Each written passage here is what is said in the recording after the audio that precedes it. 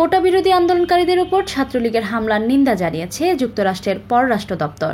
একই সঙ্গে চলমান বিষয়টি পর্যবেক্ষণ করছে দেশটি। সোমবার স্থানীয় সময় স্টেট ডিপার্টমেন্টের নিয়মিত ব্রিফিংয়ে সাংবাদিকদের এক প্রশ্নের জবাবে এসব কথা বলেন মুখপাত্র ম্যাথিউ মিলার। ব্রিফিংয়ে বাংলাদেশের চলমান আন্দোলনে বিশ্ববিদ্যালয় ও হাসপাতালে ঢুকেও শিক্ষার্থীদের উপর ছাত্রলীগের হামলার প্রসঙ্গ তুলে প্রশ্ন করেন সাংবাদিক। প্রশ্নে বলা হয়, কোটা সংস্কারের দাবি নিয়ে আন্দোলনকারীদের উদ্দেশ্যে সরকার প্রধানের বক্তব্যের পরদিনই ক্ষমতাসীন দল আওয়ামী লীগের অঙ্গ সহযোগী সংগঠন ছাত্রলীগের নেতাকর্মীরা শিক্ষার্থীদের উপর হামলা চালায়, যেখানে অন্তত 500 শিক্ষার্থী আহত হয়েছেন।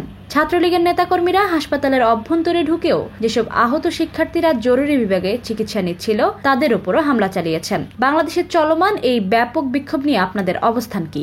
জবাবে মিলার জানান, বাংলাদেশের ঢাকা সহ বিভিন্ন জায়গায় ব্যাপকভাবে ছড়িয়ে পড়া শিক্ষার্থীদের বিক্ষোভের বিষয়ে যুক্তরাষ্ট্র অবগত রয়েছে।